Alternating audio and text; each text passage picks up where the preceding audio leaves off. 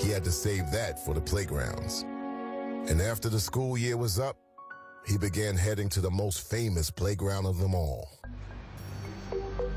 Since the 50s, Rucker Park in Harlem had hosted summer tournaments that brought names as big as Wilt Chamberlain and Connie Hawkins to the blacktop to play a version of the game where style was essential to the substance. The first game you got in on this court here and played like a bum, you was a bum. So when Julius Irvin came to Rucker, he'd either be known in the basketball world as a great player, or he would have probably figured out a way to deal with his books and keep his grades high. We played him the first game, and they kept saying, you wait till Julius gets here. You wait till Julius. And I'm like, who's Julius? I'm in the NBA. What I care about Julius? Tom Hoover had never heard of him. But soon enough, the kid named Julius was doing things that no one at the Rucker would ever forget.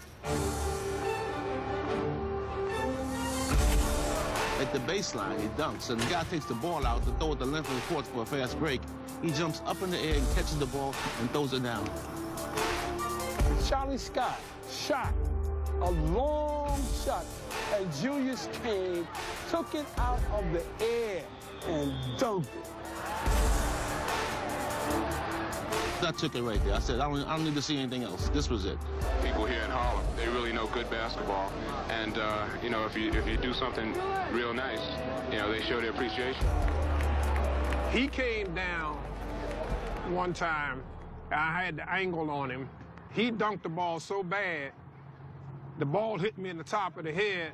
My teeth fell out on the ground. The crowd roared. I had scrambled to grab him off the ground and put him back in my mouth. That helped build his reputation. There was just one thing left for Julius to earn at the Rucker.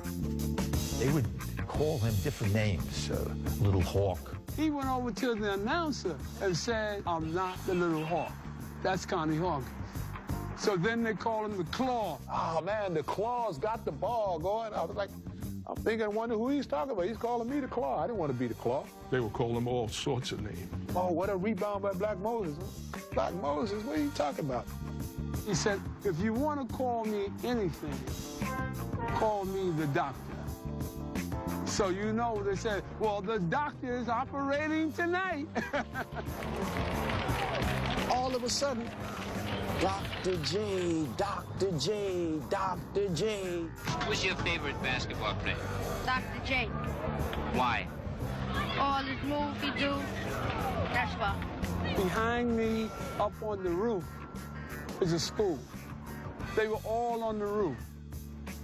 He drew the greatest crowd in the history of the Rucker Pro League. You had people up in the trees, sitting on branches.